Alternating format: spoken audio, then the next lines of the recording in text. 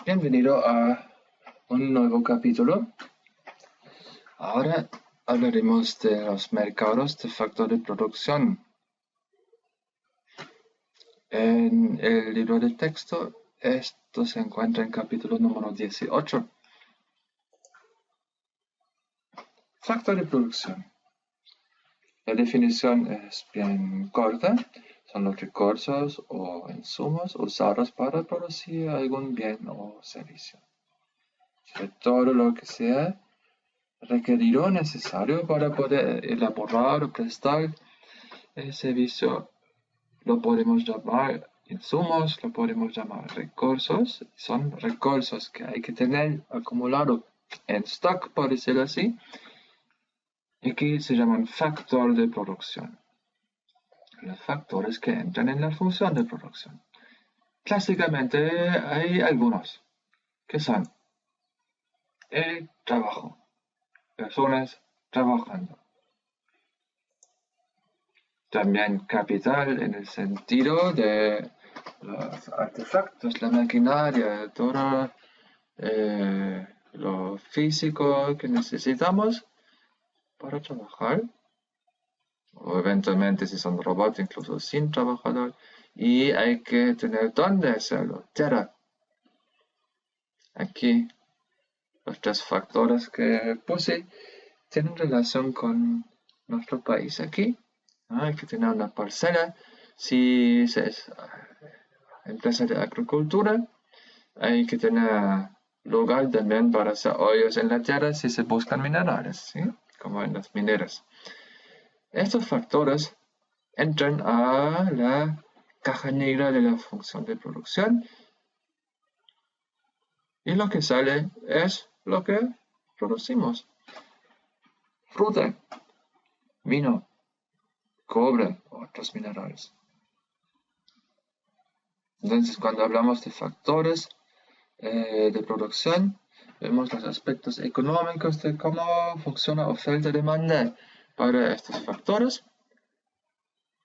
Pero antes de eso tenemos que hacer una pequeña diferencia entre trabajo, capital y tierra que se muestra aquí. Como ya lo hemos visto, hablando de la función de producción, lo que entra en consideración depende un poco del horizonte de tiempo, porque solamente tomamos en cuenta lo que puede variar. Si no varía, la cantidad producida tampoco puede variar y es como superfluo el ejercicio. Entonces, vemos que el trabajo es el único de los tres factores aquí que siempre se puede cambiar en el corto plazo, tanto como en el largo plazo. El capital, si bien en el largo plazo se puede ajustar y se puede cambiar, no en el corto plazo. Y la tierra tampoco. Recuerden cuánto tiempo se necesita para poder crear una planta de producción y fabricar algo, especialmente electricidad, pero también los que viven en Taika ven cuánto tiempo es necesario para construir un hospital.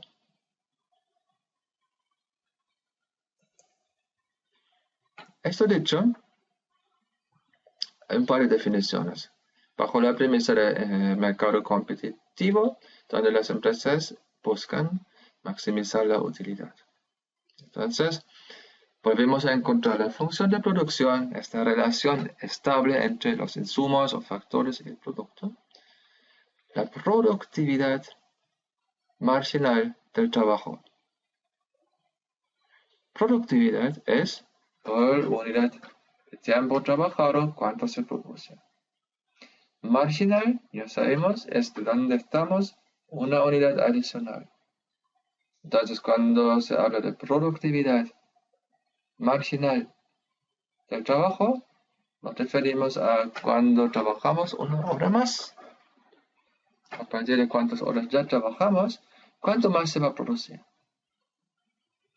Y nos encontramos con una, entre comillas, ley, que es la de la productividad marginal decreciente.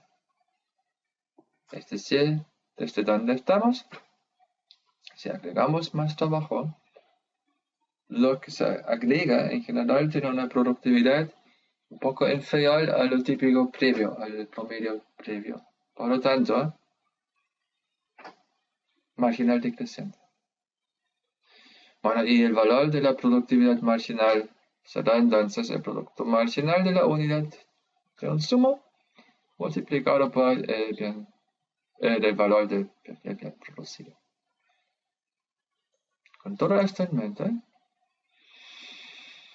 veamos para el caso del trabajo, cómo es la relación entre el número de trabajadores y el respectivo precio. Como antes, en el eje vertical es lo de los precios y el precio del trabajo es el salario. Y la cantidad entonces en el eje horizontal. N representa trabajo. El superíndice D representa demanda. Entonces aquí la línea roja es demanda de trabajo. ¿Quién demanda trabajo? No es la persona que está buscando trabajo. Es decir, la persona buscando ser contratado por una empresa. Son los empleadores. Las empresas buscan a alguien que les presta un servicio. La demanda de trabajo es cuando las empresas buscan para contratar. Por lo tanto, no nos sorprende que sea negativo. A mayor salario, habrá menos personas con contrato de trabajo como tendencia y por menor salario, más personas trabajando. Esto sin duda en la vida real tiene sus límites. ¿Sí? Recuerden siempre que estamos haciendo un trabajo conceptual en el espacio de las ideas para entender algunos aspectos de la lógica de la economía solamente. Entonces esto no es infinitamente aplicable y depende de algunas cosas también que tienen que ver con cuál es el valor de lo que produce el trabajador por hora trabajada. Pero como una tendencia básica en general, será así la relación. Y justamente, ¿cuántas cosas tienen incidencia en la demanda por trabajo? ¿Qué pasará si el precio del producto que se produce aumenta? Entonces aumenta. Recuerden que el más aquí es entonces un cambio análogo en el mismo sentido. El valor del producto marginal aumenta. Por lo tanto, podemos contratar más personas trabajando. Tenemos el valor para tener dinero para que esto sea todavía rentable para la empresa. Entonces, más demanda por trabajo.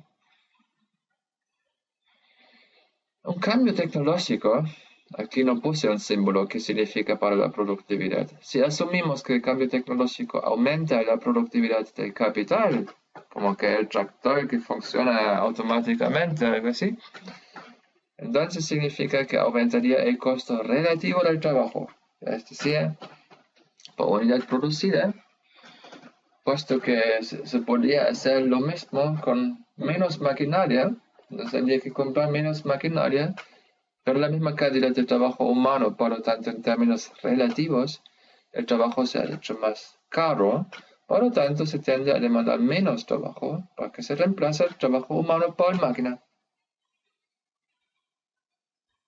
Ahora, naturalmente, si el cambio tecnológico va en el otro sentido y disminuye la productividad del capital, el contrario se daría, ¿sí? Porque eso significaría que el trabajo se hace relativamente menos costoso, por lo tanto, más demanda de trabajo. ¿Okay? Ahora, si la oferta de otro factor aumenta, eso significa también que el precio relativo del trabajo aumenta. Precio igual costo. Si el precio relativo del trabajo aumenta, se va a sustituir el trabajo por otra cosa, por lo tanto disminuye la demanda por trabajo. Ven que el estatus del trabajador siempre se ve como precario, porque otras cosas cambian y pueden cambiar en general en desfavor de la estabilidad del empleo. Pero también hay otros aspectos. Veamos entonces del punto de vista de quienes ofrecen trabajo, los trabajadores. La teoría neoclásica, por lo menos en economía, parte del supuesto que son personas racionales que buscan la mejor utilidad personal, no necesariamente en dinero, sino que en bienestar, y no todo se mide con dinero. ¿Qué es lo que buscan? Buscan bienestar a través de horas libres, tiempo de ocio, consumo y ahorro. La utilidad total que percibe la persona depende entonces de la utilidad del tiempo libre, más la utilidad del uso de lo que consume, más la utilidad del ahorro acumulado. Y para esto hay que tener ciertas horas libres y hay que tener dinero para consumir y ahorrar. Y para tener dinero hay que trabajar. Y curiosamente, ¿no? Por más que se trabaja, menos horas libres se tienen. Y por menos se trabaja, más horas libres se tienen. Entonces hay un dilema. Hay que elegir entre el ingreso por trabajar y el tiempo libre. Entonces, ¿qué pasa cuando cambia el salario por unidad de tiempo? Pongamos que aumenta el salario. Entonces aumenta el ingreso del trabajo. Eso significa que se puede consumir más y o ahorrar más, por lo tanto el componente en la utilidad que proviene del consumo y de ahorro aumenta. Entonces, si trabajamos exactamente la misma cantidad de horas como antes, el tiempo libre y su utilidad no cambiaría, pero ¿es así o no? Hay dos efectos. El efecto de ingreso y el efecto de sustitución. El efecto del ingreso sería decir, que ahora me pagan más por hora, por lo tanto voy a hacer más corto mis horas libres y voy a trabajar más, porque lo que pierde en utilidad por reducir el tiempo libre es más que compensado por las posibilidades de consumo y ahorro que puedo pagar por el ingreso adicional. Al otro lado hay un argumento opuesto que dice, con el nuevo salario por hora, podría mantener mi nivel de satisfacción con el consumo y el ahorro con menos horas trabajado. Y así tendría más horas libres y me aumenta la utilidad de las horas libres. Entonces podría sustituir trabajo por el tiempo libre. ¿Qué hacemos entre los dos? Bueno, hay un amplio espectro de combinaciones posibles y no todas las personas lo hacen igual. Intenten pensar cada uno por sí mismo cómo se comporta en este tipo de situación.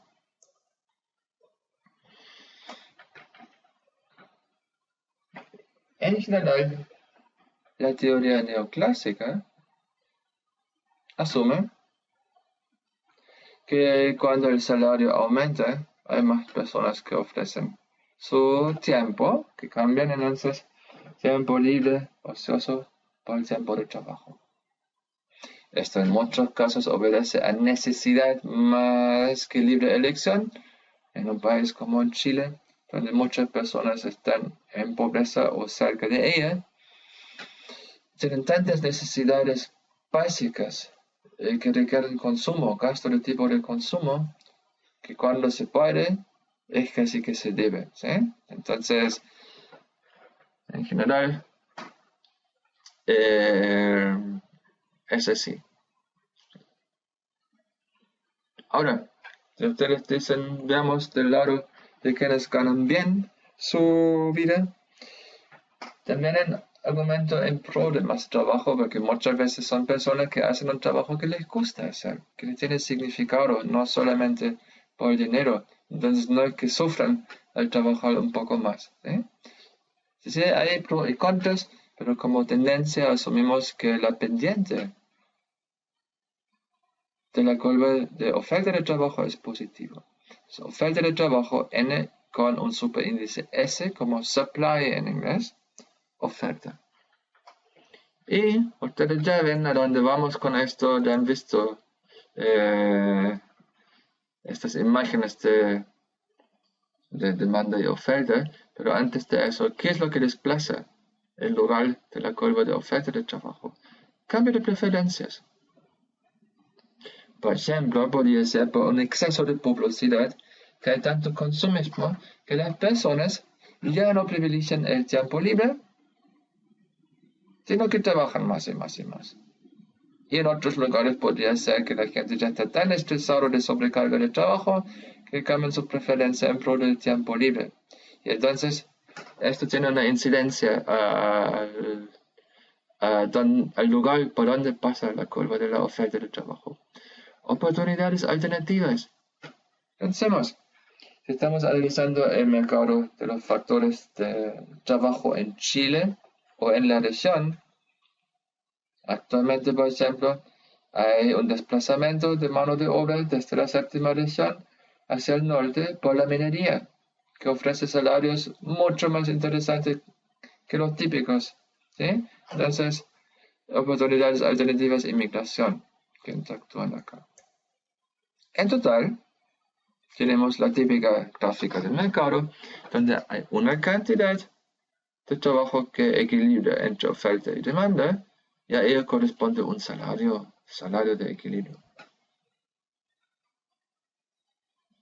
Fíjense que esto debe hacerse en el supuesto implícito de que entre los trabajadores y entre los empleadores, el mercado del trabajo funciona como un mercado competitivo, donde el precio es resultado del proceso de ajuste de la mano invisible.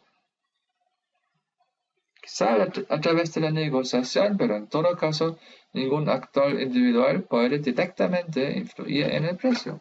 Asumimos aquí.